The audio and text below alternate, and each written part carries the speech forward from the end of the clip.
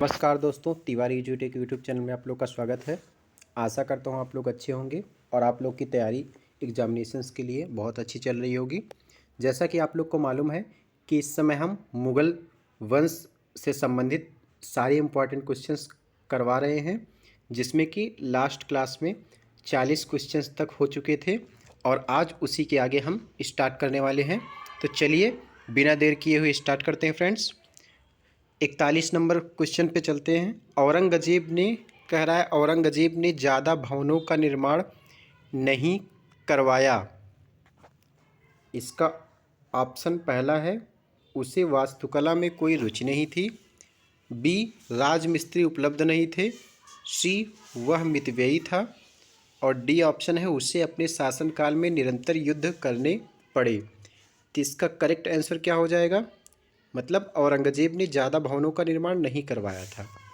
तो इसका right answer हो जाएगा ऑप्शन नंबर यहाँ पे डी, उसे अपने शासनकाल में निरंतर युद्ध करने पड़े।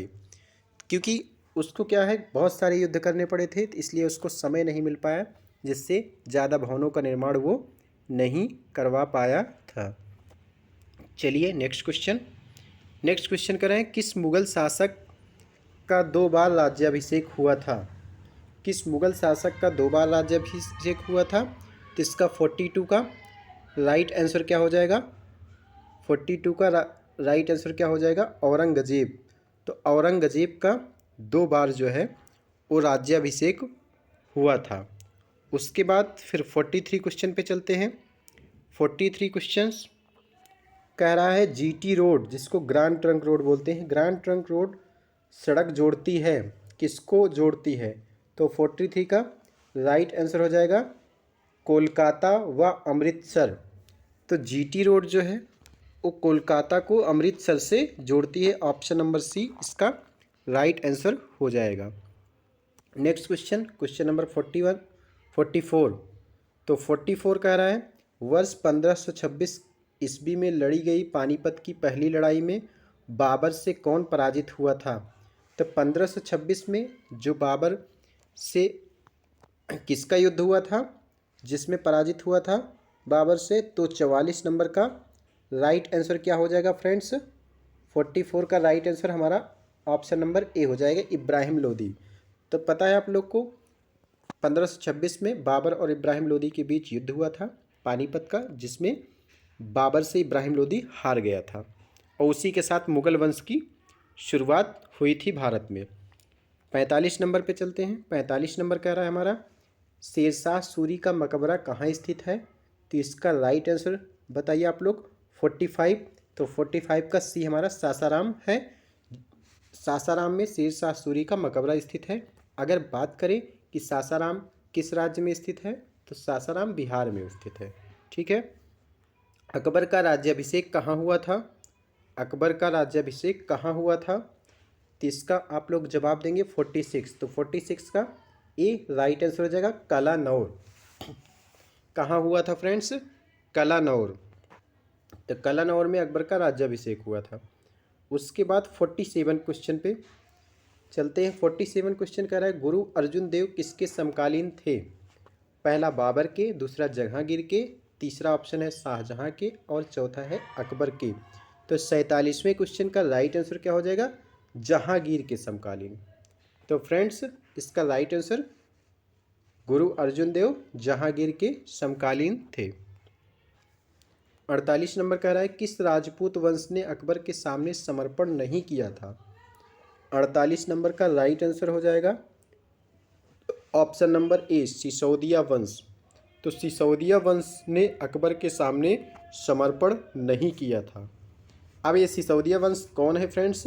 जो महाराणा प्रताप का जो वंश था, वो महाराणा प्रताप के जो पूर्वज थे वो सिसोदिया वंश से ही संबंध रखते थे।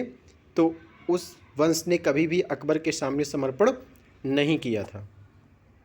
नेक्स्ट 49 क्वेश्चन कह रहा है किस मुग़ल शासक को आलमगीर कहा जाता है? आलमगीर किसे कहा जाता है?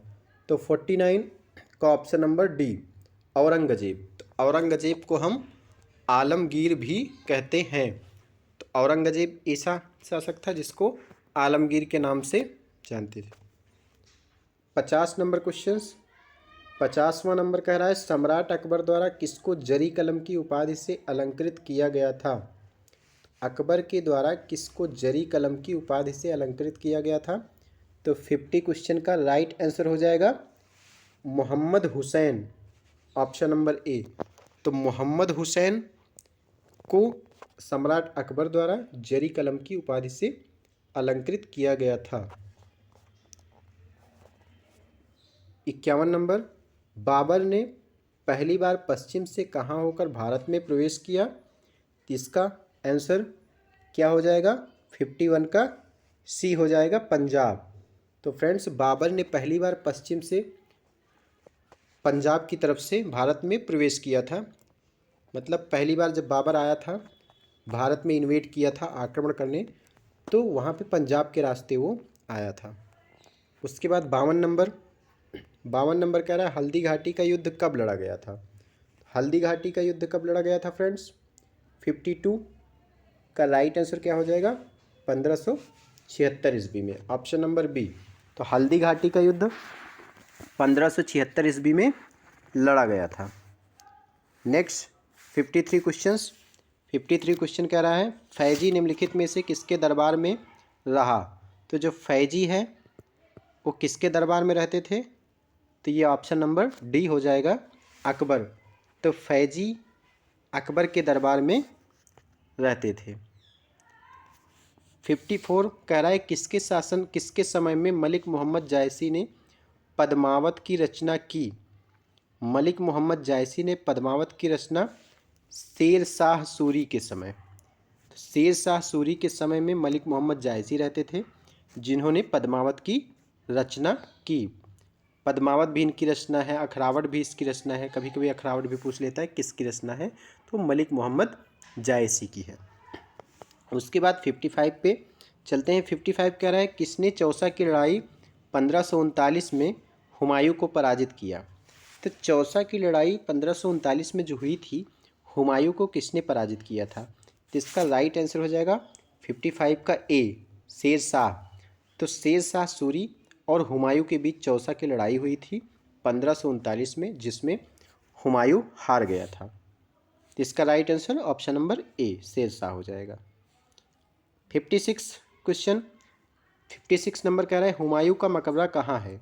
तो हुमायूं का मकबरा दोस्तों कहाँ है, दिल्ली में, ऑप्शन नंबर ए इसका राइट आंसर हो जाएगा।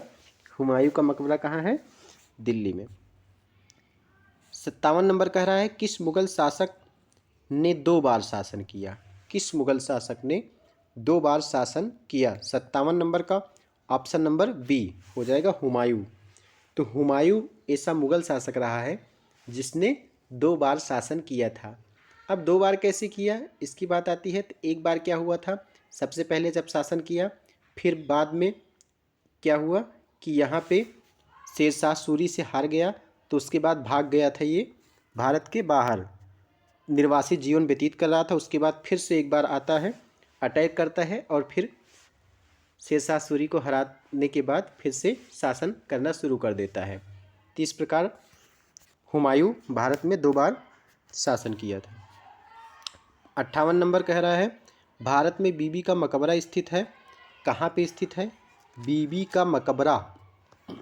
तो ये है औरंगाबाद में स्थित है। तो बीबी का मकबरा औरंगाबाद में स्थित है। अगर ये पूछे औरंगाबाद किस राज्य में है, तो औरंगाबाद महाराष्ट्र में है।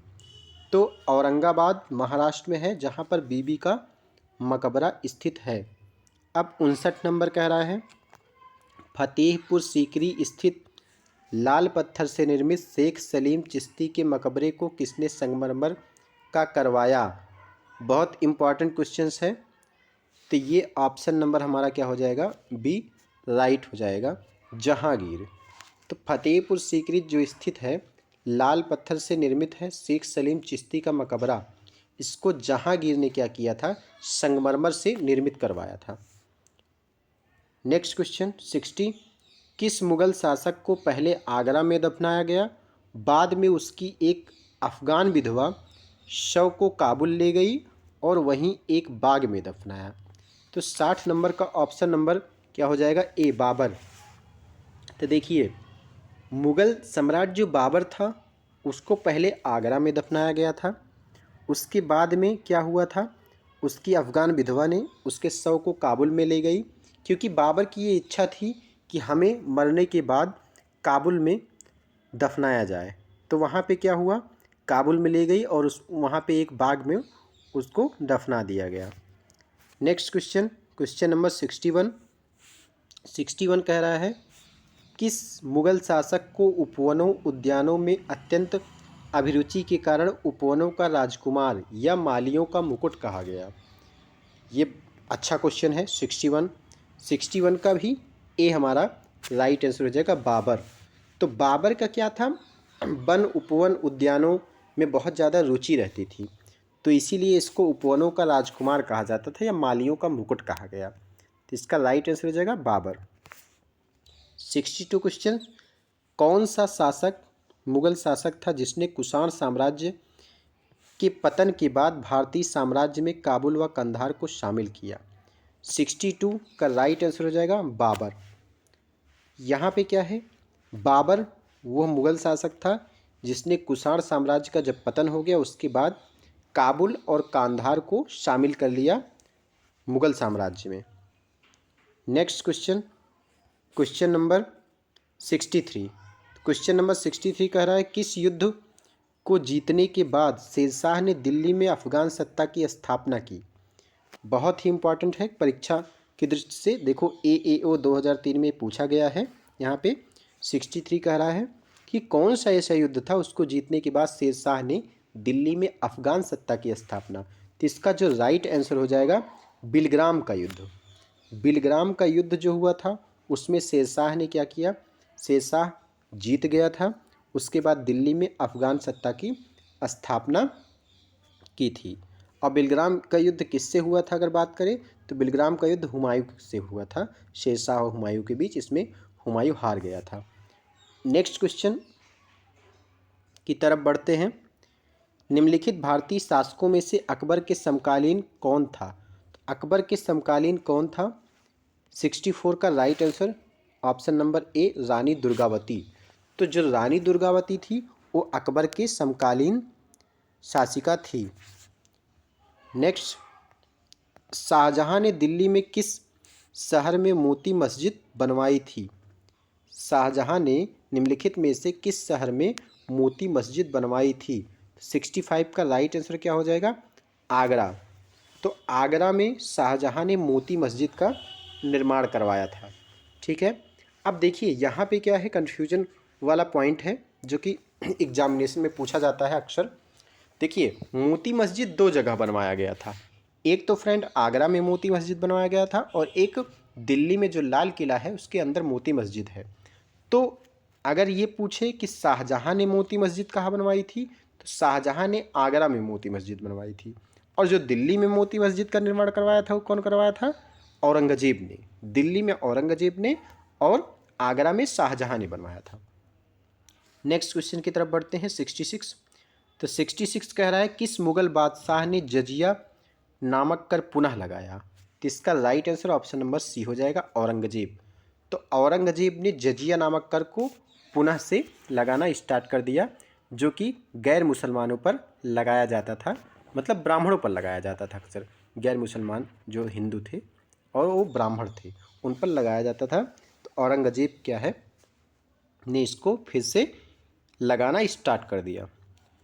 67 नंबर कह रहा है, अकबर के शासनकाल में अमल गुजार नामक अधिकारी का कार्य क्या था?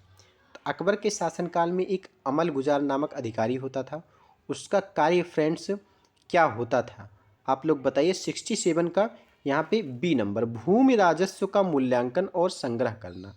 अमल गुजार जैसे बोलते हैं ना कि अभी आप लोग को याद होगा, इसको अभी रियल लाइफ से कनेक्ट कीजिए कि कभी कभी वो मालगुजारी होता है, कहते हैं ना मालगुजारी वसूलने आते हैं गांव में, कि टैक्स रेवेन्यू जिसको बोलते हैं, भूमि का रेवेन्यू राजस्व जो कि आप कृषि करते हो, या फिर उसमें क्या है सिंचाई कर जो होता है, नहरों से सिंचाई की जाती है। तो इसी प्रकार एक अमल गुजार अधिकारी था अकबर के शासनकाल में, जो कि भूमि राजस्व का मूल्यांकन करता था, कितना मूल्य हुआ उसका, और उसको क्या करता था, संग्रह करता था, मतलब उसको वसूली करता था। तो इसका राइट आंसर बी हो जाएगा। 67 के बाद 68 कह रहा है शिवाजी ने मुगलों को किस संधि के द्वारा किलों को हस्तांतरित किया। शिवाजी ने मुगलों को किस संधि के द्वारा किले को हस्तांतरित किया। तो 68 का राइट आंसर हो जाएगा सी, पुरंदर की संधि। तो पुरंदर की एक संधि हुई थी शिवाजी और मुगलों के बीच, जिसमें शिवाजी ने क्या किया था, मुगलों को अपने किले को उनको हस्तांतरित कर दिया था। तो option number C right answer हो जाएगा। अब 69 कह रहा है किस वर्ष बैसाखी के दिन 13 अप्रैल को गुरु गोविंद सिंह ने खालसा पंथ की स्थापना की नींव रखी थी। 69 का राइट आंसर बी हो जाएगा, 1699 ईस्वी में। तो बहुत ही इंपॉर्टेंट क्वेश्चंस है, देखिए ये भी रिपीट हुआ है AAO 2003 में। गुरु गोविंद सिंह ने खालसा पंथ की स्थापना बैसाखी के दिन किया था, 13 अप्रैल को सन 1699 ईस्वी में। 70 नंबर, निम्न में से कौन सा मुगल सम्राट बादशाह पहले तो अंग्रेजों का कैदी रहा और बाद में जीवन पर्यंत मराठों का पेंशन भोगी रहा। 70 नंबर क्वेश्चन कह रहा है कि ऐसा मुगल बादशाह कौन था जो पहले अंग्रेजों का कैदी रहा और बाद में जीवन पर्यंत मराठों का पेंशन भोगी रहा। तो 70 का यहाँ पे option number A right answer, Shah Alam द्वितीय, शाह आलम टू या शाह आलम द्वितीय भी बोलते हैं। शाह आलम द्वितीय इसका राइट आंसर हो जाएगा। Next question, question number 71। Question number 71 यहाँ पे क्या हो जाएगा फ्रेंड्स, कलर चेंज कर लेते हैं एक बार। तो क्वेश्चन नंबर 71 कह रहा है दक्षिण में निम्नलिखित में से किसके शासन में मुगल साम्राज्य तमिल राज्य क्षेत्र तक फैला। पहला है अकबर, दूसरा औरंगजेब, तीसरा जहांगीर और चौथा शाहजहां। तो 71 का राइट आंसर क्या हो जाएगा, बी औरंगजेब। तो औरंगजेब के शासनकाल में मुगल साम्राज्य तमिल राज्य क्षेत्र तक फैला। तमिल क्या है, साउथ इंडियन स्टेट था। तो सबसे ज़्यादा अगर बात करें तो औरंगजेब ने ही सबसे ज़्यादा युद्ध भी लड़ा और इसी के शासनकाल में जो साम्राज्य था बहुत दक्षिण तक फैल गया था। तो औरंगजेब इसका राइट आंसर हो जाएगा। नेक्स्ट क्वेश्चन, मुगल सत्ता की पुनर्स्थापना हुमायूं ने कब की। इसको आप लोग यहाँ पे कह रहा है मुगल सत्ता की पुनर्स्थापना हुमायूं ने कब की। जैसा कि इसके पहले क्वेश्चन में डिस्कस हुआ था कि हुमायूं ने 2 बार शासन किया, हुमायूं ने 2 बार शासन किया था। एक बार जब हार गया था, हार करके भाग गया था भारत से बाहर, फिर लौट करके आया तो फिर से मुगल सत्ता की स्थापना की थी। तो यहाँ पे 72 का राइट आंसर क्या हो जाएगा, यहाँ पे ऑप्शन नंबर बी 1555 से 1556। तो 1555-1556 में हुमायूं ने मुगल सत्ता की पुनर्स्थापना की थी। उसके बाद यहाँ पे नेक्स्ट क्वेश्चन की तरफ बढ़ते हैं। मुगल सत्ता की पुनर्स्थापना किस युद्ध में हुमायूं को मिली विजय के फलस्वरूप हुई। 73 नंबर क्वेश्चन को डिस्कस कर रहे हैं। मुगल सत्ता की पुनर्स्थापना किस युद्ध में हुमायूं को मिली विजय के फलस्वरूप हुई। तो 73 का ऑप्शन नंबर डी सरहिंद का युद्ध। तो सरहिंद का युद्ध था जिसमें हुमायूं जीत गया था, उसके बाद मुगल सत्ता की पुनर्स्थापना हुमायूं के द्वारा की गई थी। तो option number D right answer हो जाएगा। क्वेश्चन नंबर 74, किस मुगल बादशाह की मृत्यु दीन पनाह पुस्तकालय की सीढ़ियों से गिरने के कारण हुई। बहुत ही इंपॉर्टेंट क्वेश्चन। 74 का राइट आंसर हो जाएगा बी, तो हुमायूं। तो हुमायूं को जो मृत्यु हुई थी वो उसी के द्वारा एक दीन पनाह पुस्तकालय का निर्माण किया गया था, उसी की सीढ़ियों से उतर रहा था और उस दौरान वो फिसल कर गिर गया और उसी के दौरान उसकी मृत्यु हो गई थी। तो option number B right answer Humayun. 75 question कर रहा है किस मुगल बादशाह के दुर्भाग्य पर व्यंग करते हुए लेनपुल ने लिखा है कि वह जीवन भर ठोकरें खाता रहा और ठोकर खाकर ही उसके जीवन का अंत हुआ। तो ये बहुत ही तीक्ष्ण व्यंग करते हुए लेनपुल ने लिखा था और बहुत ही इम्पॉर्टेंट क्वेश्चन भी हो जाता है question exam point of view से। तो ये अभी जस्ट डिस्कस किया कि हुमायूं ऐसा शासक था जो कि पुस्तकालय की सीढ़ियों से गिर गया था, उसके दौरान उसकी मृत्यु हो गई थी। तो इसका 75 का राइट आंसर भी हो जाएगा ऑप्शन नंबर सी हुमायूं। तो हुमायूं के बारे में ही लेन पूल ने लिखा है कि वह जीवन भर ठोकरें खाता रहा और ठोकर खाकर ही उसके जीवन का अंत हुआ। Correct answer option number C. 76 पे चलते हैं। 76 कह रहा है मुगल प्रशासन में मुहत्सिब क्या था। मुहत्सिब था मतलब मुहत्सिब एक टर्म था, किसको बोला जाता था। तो 76 का राइट आंसर क्या हो जाएगा फ्रेंड्स, यहाँ पे ऑप्शन नंबर सी लोक चरण अधिकारी। तो जो मुहत्सिब था वो लोक चरण अधिकारी था मुगल प्रशासन में। तो ये रहे 76 क्वेश्चन तक आप लोग को इस वीडियो में हमने डिस्कस कर दिया। अब उसके बाद नेक्स्ट जो है अगले उसमें लेकर के आएंगे आप लोग को अगले डे। तो आशा करता हूँ आप लोग को इतना क्वेश्चंस जितना भी हमने डिस्कस किया वो समझ में आया होगा, जो कि एग्ज़ाम पॉइंट ऑफ व्यू से बहुत ही इम्पॉर्टेंट है। तो चलिए मिलते हैं फ्रेंड्स नेक्स्ट वीडियो में और अगले एपिसोड के साथ में। तब तक के लिए अपना और अपने फैमिली का ख्याल रखिए। और अगर हमारे चैनल पर नए हैं तो चैनल को हमारे सब्सक्राइब ज़रूर करें और हमारे वीडियो को लाइक करें और अपने फ्रेंड्स को शेयर करना ना भूलें। Thank you.